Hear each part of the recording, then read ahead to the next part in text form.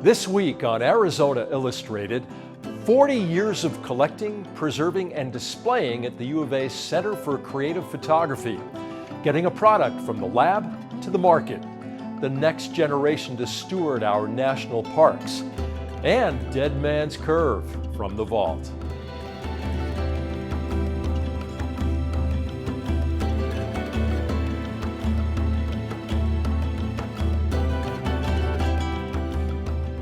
Hello and welcome to Arizona Illustrated. I'm Tom McNamara.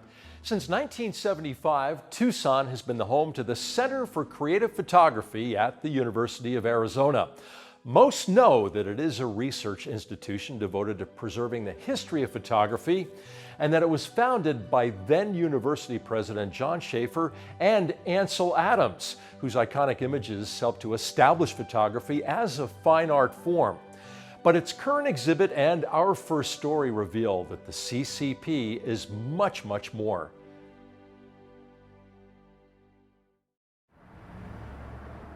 We have one of the world's largest collections of photography. It is certainly the biggest collection of the work of American photographers in existence anywhere. It's a kind of national treasure, really. There's nothing else like it in the world.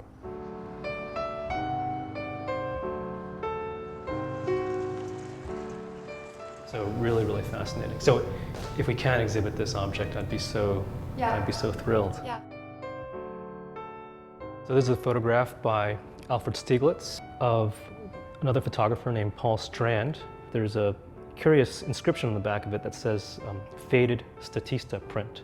We plan to exhibit it next to this picture, which is a picture of Alfred Stieglitz by Paul Strand. You know, we have here in two objects the two giants of modern American photography photographing each other. It's quite fantastic.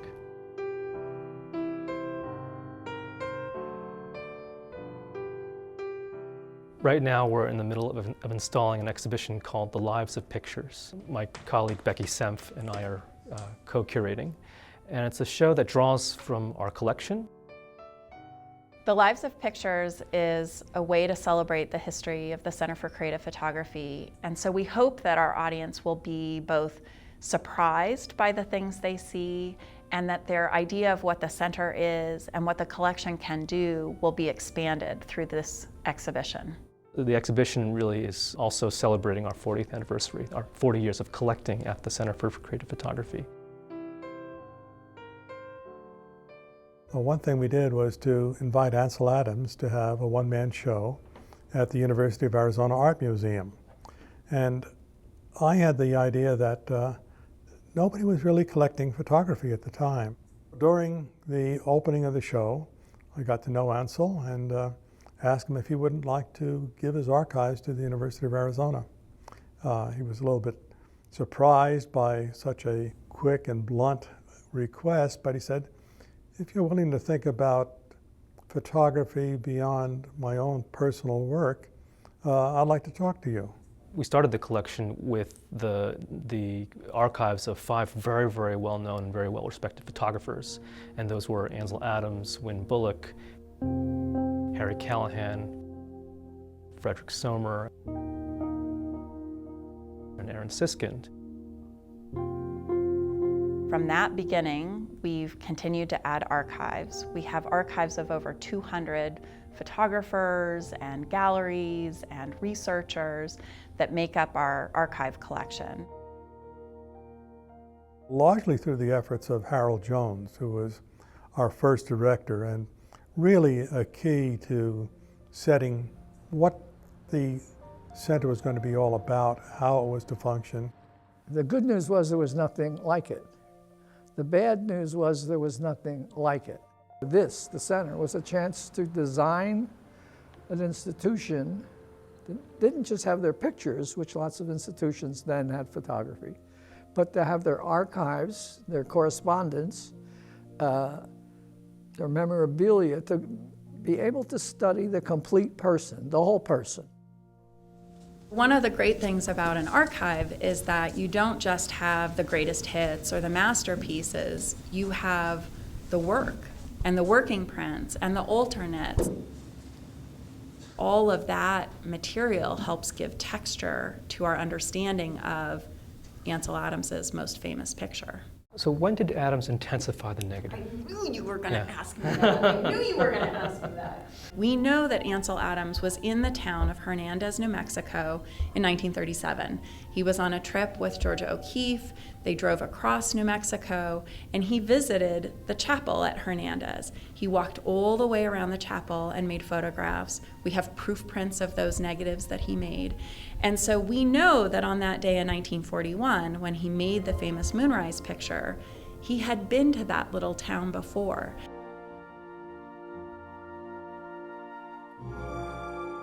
There's a moon rising over the mountains, and there's this opportunity at a beautiful picture if I can put the right thing in the foreground. It's a dramatic photograph. It's Wagnerian in many ways in terms of drama, quite beautiful. And yeah, that's one of my favorite photographs of all time. Certainly Ansel was a name everyone knew, but when they heard people like Harry Callahan, Aaron Siskin, Frederick Sommer, in the photography world, that was like having Bach and Mozart and all in the same place. So that attracted other people. Now, my guess is there's more people who'd like to have their work here than there is possibly the staff to take care of it. This is dedicated to Sonia Noskowiak, who was Edward's apprentice and his lover at the time. So we have the Edward Weston archive, but this print came to us from Sonia Noskowiak because it was a gift from Edward to her, and then it came with her materials to us. And so we have the very first print of Pepper number 30 with this beautiful inscription in Edward Weston's hand. And it has a kind of aura about it. It's the object. It's the first example of Edward Weston making a print of this pivotal image in his career.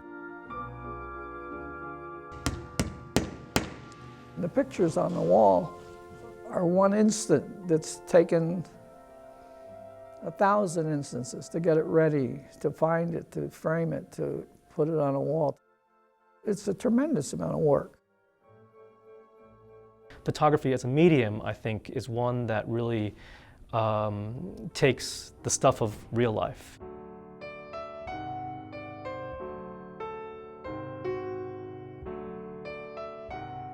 There's always some space, some ambiguity between what you see in the picture and what's actually happened.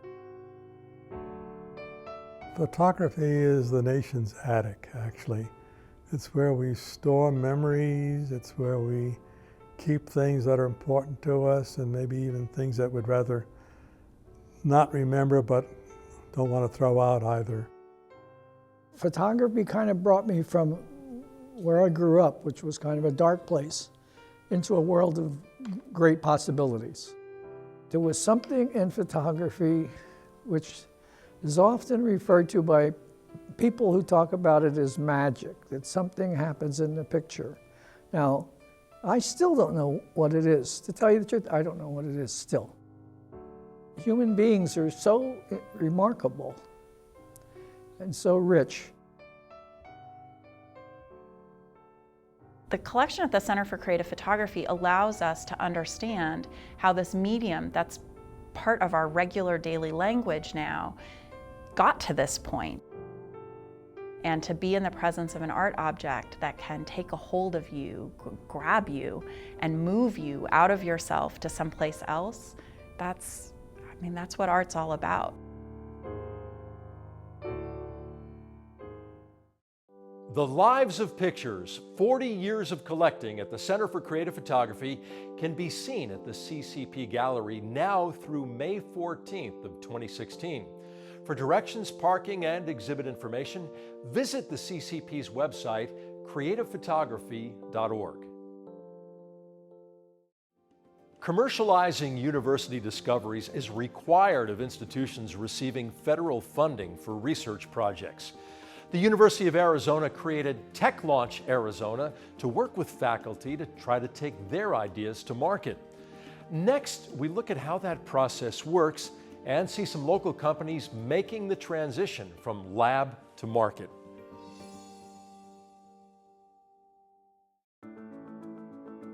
Google, Gatorade, seatbelts, insulin, pacemakers, DNA testing, all have something in common. They started out as university research and became big business. Every idea or technology that makes the leap from the lab to the marketplace has the potential to create jobs and boost the economy. But the expectations have to be realistic. If you expect university inventions to make a great deal of money, you're going to be sadly mistaken. A large part of this is simply luck. Some inventions make a lot of money. Google, huge amounts of money for Stanford University, huge amounts of money for its founders, but that's the rare example. Focus on how it is you move basic discoveries out of university labs into the private sector. So it's a hugely complex problem, not only because these inventions are very early stage, they're embryonic, they're very risky, subject to high failure rate, failure when you think about commercialization, not about value to society necessarily. at a Research One institution such as the University of Arizona, the university is obligated to help its faculty advance their discoveries to apply them for the greater good. Working to provide the kind of information to the community that we work with. At the U of A, the responsibility for helping faculty move inventions and ideas to the commercial market belongs to TechLaunch Arizona. Any prospect they take on begins a long journey. Technology transfer is the securing of intellectual property that's created from the research process at the university, primarily through patents, but also copyrights, and then finding a home for that technology. And by that I mean a commercial partner that will further develop and then pull a product together around that technology and sell it. In order to be attractive to a commercial partner, the discovery needs to be unique. The technology that we're talking about, does it have the features and solve the kind of problems better than something today, and hopefully better than something coming up pretty soon behind it? One company that is getting support from TechLaunch is Anivax, a partnership among researchers at U of A, Arizona State University, and Washington University in St. Louis. Founded in January 2015, Anivax has developed a vaccine for Campylobacter, a strain of bacteria carried by chickens that can cause illness if the poultry is undercooked. In the United States, over 1 million people become sick with Campylobacter, and we spend about $1.3 billion in healthcare expenses associated with bacteria.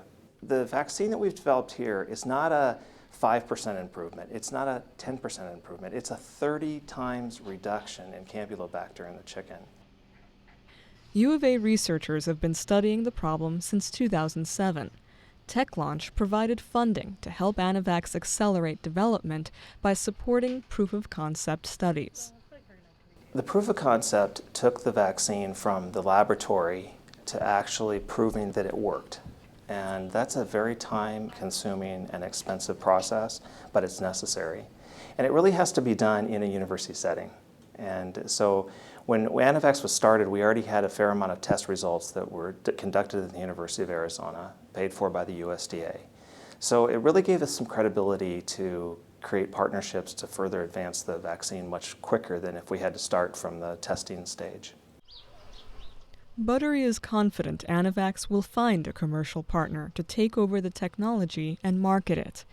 Despite the odds that inventions face, a recent success bolsters the hope that TechLaunch's efforts will result in more economic and societal impact to Tucson and Arizona. Symphonia RX, a spin-off from the U of A's College of Pharmacy, helps people with chronic illnesses manage multiple medications. It's estimated that we spend about $200 billion a year on prescription medications, and then we spend another $200 billion a year managing unnecessary side effects or unnecessary healthcare expenses associated with the use of those medications. In 2006, Bozen, a U of A pharmacy assistant professor, developed a software program to look for those drug interactions. When we started in 2006, I hired 6 of my friends for the most part to help me develop the program. And internally, I think I had a goal to try to keep them employed 5 years. I had no idea that we'd be as successful and it would be able to expand as much as we have. We grew to almost 100 employees while we were within the university by the time we spun out in 2013. And then in the last 2 years, we've just had incredible growth. We're close to 300 employees between Symphonia RX, the University of Arizona, and the Ohio State University. Symphonia RX's medication management technology has recently been adopted by retail giant Walmart. It will allow its pharmacists to help patients avoid costly and potentially dangerous drug reactions. We would not have had the opportunities that we've had without TechLaunch. TechLaunch was critical in helping us find the right partner, not only the financial support that we needed to become independent, but really the right mentor and good partner for us. How they react to a proposal like this. In its second full year of operation, TechLaunch Arizona received 213 faculty inventions and supported 13 startup companies. David Allen and his team hope to exceed those figures next year. What becomes of those inventions and the impact they will have remains uncertain. A few university inventions do quite well. Most of them really don't. And so the key thing to remember is the purpose of the research is whether or not we advance knowledge and whether or not we disseminate that knowledge through our students. This is a peripheral issue. This is kind of gravy. Like what you see on Arizona Illustrated? Visit our webpage at azpm.org to watch and share videos from this episode. You'll also find stories from future programs, an easy way to submit your own story idea, an archive of past episodes of Arizona Illustrated, and you'll find everything you need to stay connected with public broadcasting in Southern Arizona. azpm.org. Writer and historian Wallace Stegner called the national parks the best idea we ever had. The network of 58 parks and 333 national monuments and historic sites that make up the national parks turns 100 next year. And that has some wondering, who will nurture this best idea through its second century? Well, there is a group right here in Southern Arizona working to ensure that our parks are in good hands.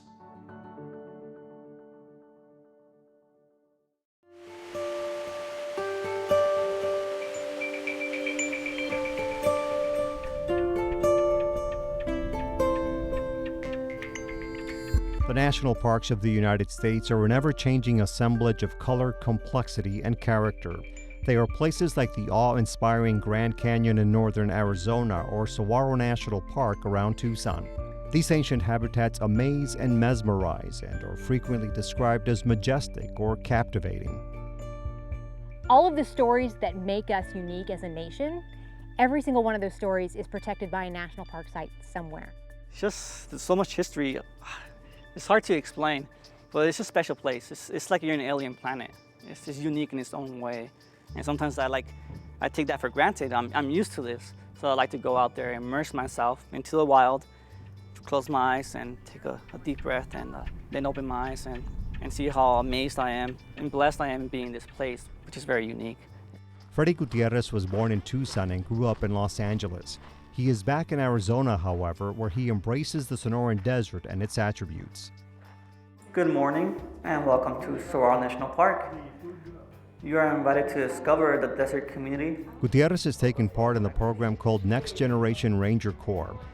The goal is to increase the number of young and ethnically diverse people who visit the parks or become the next batch of employees and leaders in the National Park Service.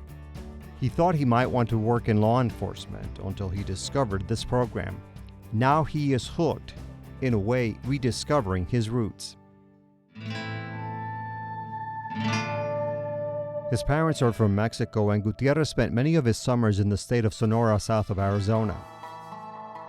As a very small child, he could explore an expansive world where his grandparents and their ancestors made a living. My first memories are from there, and it's very special. It's not just my love of nature, because I do love the plants, the animals, but it goes beyond that. It touches my heart.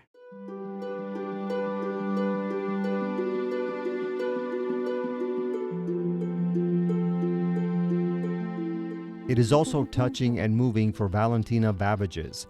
She's another participant in Next Generation Ranger Corps who is meeting new people and learning different skills. Vavages is Tohono O'odham, one of Arizona's desert people.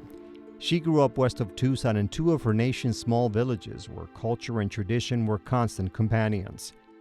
Vavages has fond recollections of an active childhood, one which was heavily influenced by her elders, especially Grandma Mary. And they planted melons, they planted cantaloupe, they planted sugar cane, they planted corn.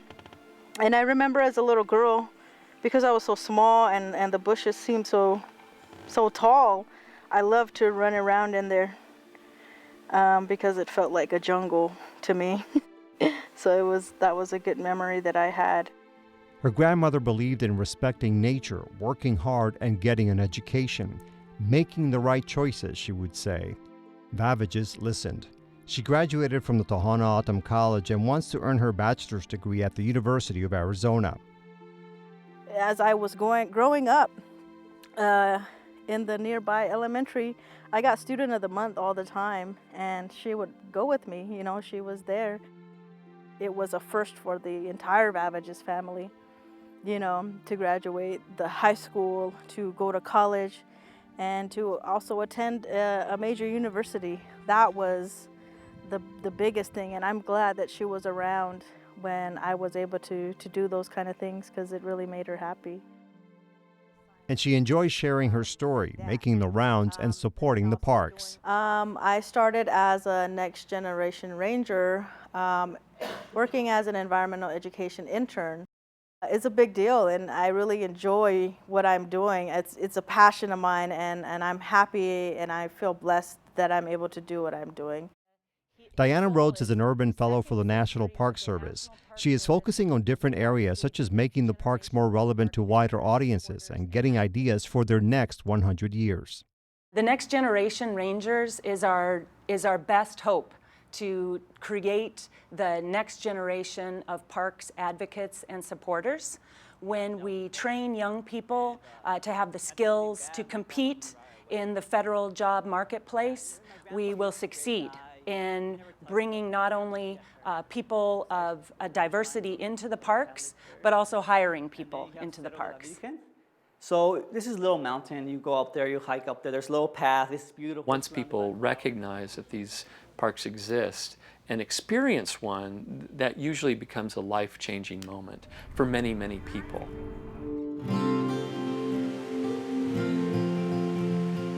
You protect what you love. We need advocacy so that people love these places and protect these places.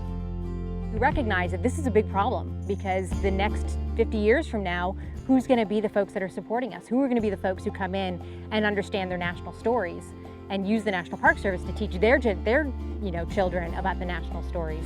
It's going to be this next group of kids that we weren't seeing. So it was a problem that we really wanted to start cultivating, especially here within Tucson where the story is so rich. It can seem like an uphill battle sometimes since typical visitors to the country's biggest parks are in their 50s. Outdoor enthusiasts are concerned about a disconnect between younger generations and public lands. I would say the barrier is their phone. They see it and that's it. I wish that people would get off their phones and see it for reals. It's an amazing place. I would actually want to see a saguaro in person than to see it on my phone or see it on Facebook. The parks hope to join them if they can't beat them by using social media to spread the message about these places. Still, person-to-person contact is pivotal, and that's where marketing and outreach efforts are important with a new team of players. I'm really passionate about it is because all the different resources all around the United States, all around Tucson, it just amazes me what we have here, and I think people should find that and be aware of what we have here. I like giving out information.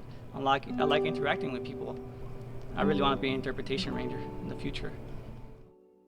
Valentina Vavages is also setting her sights on the future and younger generations, not only in Tucson, but also among her people.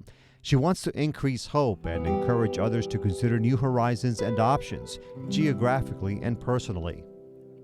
The fact that I get to do it with my job is even more worthwhile, and it allows me to express a lot of myself because the park shares a lot of passions that I have.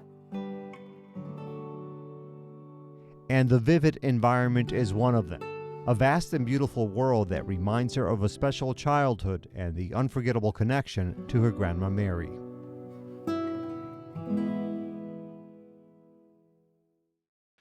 River Road has long been a popular way to get across town. It winds its way through Tucson from I-10 in Orange Grove in the west to its terminus at Sabino Canyon Road. Now, at one time, the stretch about a quarter-mile west of North Craycroft was thought so treacherous that it was nicknamed Dead Man's Curve. In 1989, the county set out to realign it, as we see in this week's installment of From the Vault.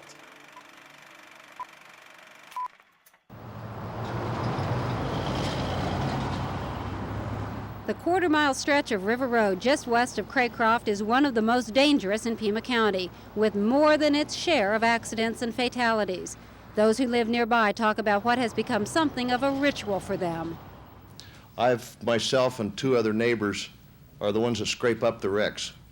When they wreck, they come to our houses. Clearly, the residents of the area agree that Dead Man's Curve must go. But as these signs suggest, the Save River Road contingent is adamant about how they feel the dangerous curve should be corrected, and about what they don't want, which is a 4 or 6 lane road which would directly intersect with Craycroft. This morning it was standing room only at the Pima County Supervisors meeting. Emotions were high as the board addressed the 2 alternatives receiving equal support from the 10-member Citizens Advisory Committee. One, called S3A, basically softens the sharp curve, but preserves the character of River Road along with its current 2 lanes and junction at Craycroft. I think the people of Save River Road want the S3 adopted. The other alternative would have been more extreme, straightening River Road from the intersection of Craycroft and putting the wheels in motion for the eventual widening of the roadway. Philosophically, it's very nice to save River Road as it is. It's a beautiful environment. I enjoy living there, and it's one of the reasons I bought there. In reality, though, we need to address our transportation needs, and in particularly we need to address the safety needs of this curve. Ultimately, the board unanimously approved the less drastic measure, but the decision came after a sometimes heated exchange between members of the board and residents of the Dead Man's Curve area. At one point, it was Supervisor Ed Moore versus Save River Road. Don't you understand that as a selfish, small group of people Moore eventually voted the way Save River Road wanted him to. Mr. Chairman, I think that's a very selfish attitude to take. Mr. Morrison. I'm going to vote for it, however, so I'm on your side on that. Yes, that's a risk I'm taking. The future of River Road, included in Pima County's long-range transportation plan, was left for another day. The ultimate alignment may involve the eventual widening of River Road, but one thing is certain, it will not run along the alternative route rejected by the board today.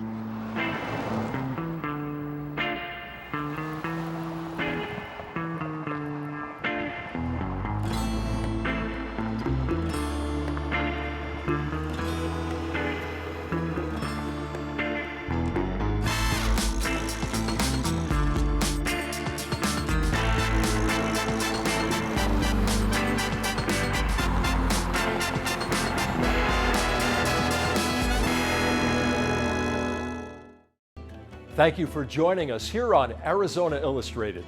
Next week, I'll look back at Tucson Fashion Week, listening to voices, exploring Texas Canyon, and a tragedy remembered. I'm Tom McNamara. See you next week.